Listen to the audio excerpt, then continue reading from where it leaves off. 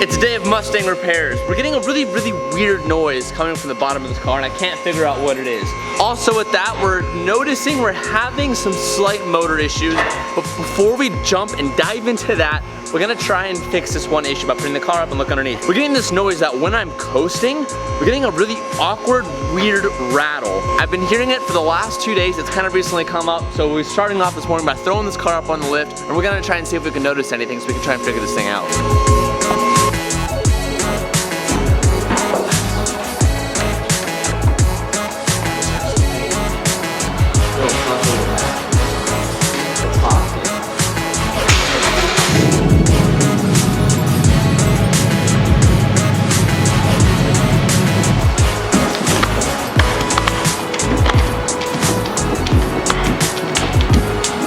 Moments like these when I hate to admit that I'm wrong and Calvin somehow ended up being right. HUNT, thank you. It was the simplest thing I've ever seen. So simple that I was like, that's 100% not it, but there's a small bit of wear and tear. Essentially, one of the clamps that was on the bottom side of the exhaust was rotated in a way that when you were under load, the exhaust flexed enough where it would tap the gas tank underneath the driver's seat. And there was a little bit of a scuff and I was like, Cal, there's no way that's it. And we literally moved it an inch under and the noise is completely gone. You see that little scrape right there? This band was rotated upwards and it was just tapping. It is like that. It is significantly louder than one would expect, but I was sitting behind TJ's seat and I felt it in my feet. It seems so inconspicuous with that scrape, but it was it. That was it. All right, so now what they don't know yet on the other issue that we're facing, when under full throttle, at the top of the RPM range, the car is just fuel cutting, and the fuel cutting that we're getting is a misfire, and the misfire is therefore cutting the fuel on the car so you don't hurt anything. I'm getting like a flashing cell light on the car. I looked it up and that just says it's a misfiring issue. A misfire issue means usually that there is a gapping issue on the spark plugs, and guess who did that? Me. I'm the one who did that. So we're gonna let the car cool off a little bit. We're gonna remove the spark plugs, take a look at them, check the gapping size. If I remember correctly, it's a 0.9, but we'll double check that. We'll see the condition of the plugs, see how they are, but hopefully we double check it and it doesn't look as good as it should, and then we can regap them, test the car, and all should be good. Don't worry, I'm just giving myself a little stretch of the day. Just a good stretch. Don't worry about my tank top or my muscles. No big deal. Oh, Tej, what are you doing, bro? You just cooked that. That's okay. That sticker was stuck in the throttle bar? Yeah. Nice. So Calvin, oh, that's actually pretty accessible. It wasn't too gnarly. I thought it was gonna be kind of hard to get to that. No. Calvin's taken off the intake manifold side. With all this stuff stripped, we can get to these spark plugs. It's still really hot, so we're being very careful, but I'm already pulling some stuff out. Hopefully we'll find some useful information when we get to these plugs. Just gotta get into the plugs, Tej. All right, so we just made a very interesting discovery. Let me show you one of the spark plugs that we just pulled out. Probably can't see it from here. How are we? I'm gonna have to get a little manual focus. Gotta get a little manual in there.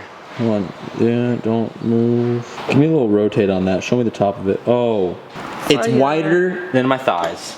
That's a problem. We pulled out the first two spark plugs on both sides, and they are exactly the same. They are snow white. Did you say wider or white? White. It's white. It's wider than my arms, Cal. It's wider than this white balance we have on the camera right now. So what does that mean? It means that the car is running really lean. I double checked the gapping. I even pulled up the PDF to make sure I gapped them correctly. It's supposed to be 0.9. So I just double checked that because my initial thought was like, oh, no, the gapping was done incorrectly. Hey, don't look at me. I got. Now that I've ruled out that it isn't my gapping.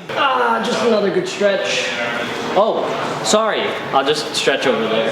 I called Bill from Delicious and I was like, yo, what's going on here? What is your advice? So he said what he wants us to do, what we should do is we should throw everything back in the car. So we're gonna put back the spark plugs, put back our coils, put everything back. We're gonna go for a test drive. Something about this Mustang that's pretty cool is it has a stock air fuel ratio gauge in the car. So we're gonna go do a wide open throttle pull and we're gonna check our AFRs under full throttle. Interesting enough, the car doesn't seem as fast as it should be. In my opinion, it's fast. When we do highway pulls, this car is very fast. It feels fast, but it doesn't feel 730 horsepower fast. If the car is running really lean, that would explain why the car feels like it's not making the power that it should be, which opens up a whole different discussion of what could potentially be wrong, because this car has a factory Roush tune on it. The car should be driving just fine. I even was questioning Bill. I was like, well, maybe we have like a boost leak somewhere, or we have some sort of vacuum leak, and he said, oh, if that was the case, the car usually runs way more rich than anything. So he says he doesn't think it'd be that. And he says even the fact that the car is correcting itself and it's still running that lean,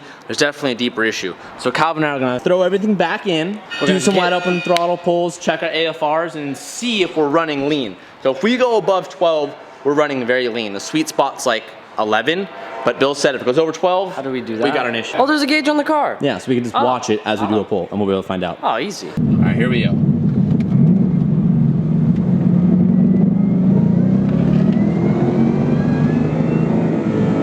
Okay, so it didn't break. Okay, there it is. Check engine light. Under full throttle. So on that pull right now, I'm getting the check engine light. It didn't fuel cut like it normally does. Normally to get it to fuel cut, we need to be in like 3rd gear higher. So we'll go and do that right now. So the check engine light is flashing, which means it's misfiring. And I don't know if you felt it, but it was like breaking up top. I didn't feel it, no. So the check engine light now just went away. But when we were under full throttle, it was like 12 and it was like lowering. It was like 12. It was 100% lower. That's weird. I don't understand those numbers, but I know that so if I it's want high, it's bad. I want to do it again. How do I check in a higher gear to where it like completely fuel cuts us, and we'll see if we can get a different number.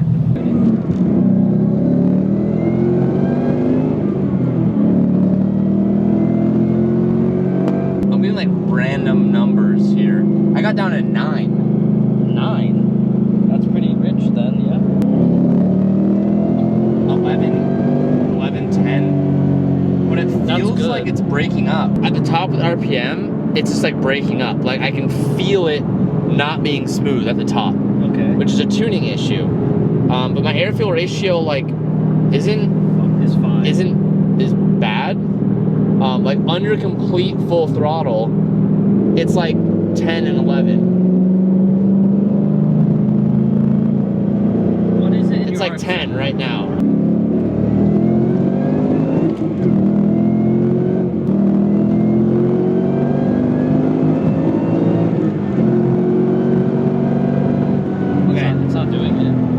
Loses all power in the top. It's not fuel cutting like it was before, but it's definitely not like pulling. I'm not able to get it to replicate what it was doing before, but we're gonna have to call Roush here and see what they said. Yeah. All right, boys. Here's the tea. Here's what's going on. So I talked on the phone with Roush, pretty much described everything that was going on, everything that you guys pretty much saw, and they pretty much didn't really tell me anything. They just said it sounds like the car is misfiring. You should dive into why it's doing that. They weren't really concerned with the AFRs that the car was reading. They said that's kind of like, they didn't say it was pointless, but they said don't even worry about that. So I looked up the code. We're getting P0300, which that code just means that there's multiple misfires all over the motor, which I wasn't hoping for that. I was hoping to get a code that was saying like cylinder 1 or cylinder 3 or whatever was just misfiring, so that then I could like maybe swap that coil to a different cylinder and see if I could get it to replicate on another cylinder, because then we'd be able to identify what was exactly going on, which unfortunately it was not. So what I think the issue is, or the next step to really do, is just to get all new spark plugs. So I just went to Napa Auto Store to try and get some of the NGK spark plugs that are specific to this supercharger kit. And of course, stores don't hold them. It's like a special order NGK. So it means we can't really dive too much farther today, but hopefully if everything goes as planned, once we put in the new spark plugs, the car should work just fine. About a week ago, if you guys remember, we went to the Ford dealership and we got that relearning process done on the car. Well, they said that that relearning process probably is what fixed all the leaning out issues that we were having, but because we're using the same spark plugs that were initially fried from when we did that relearning process, that the car's computer system's probably fine, but now it's the spark plug's fault. Or I guess that's the first step into diving into what's wrong with it. I'm just testing out the wind, Teach. It's said to be very windy on June 21st, Teach. Not quite yet, we're not there yet. I'm gonna put this car back down, take it off the rack, and I guess just wait for our spark plugs to come in. When our spark plugs do get in, we're gonna change them, go ahead and do another test drive, and everything should be okay. And if not, that's when we're really gonna start chasing some issues and chasing the tail of this, but hopefully it's just our spark plugs. I'm just flexing a little bit in my new tank top.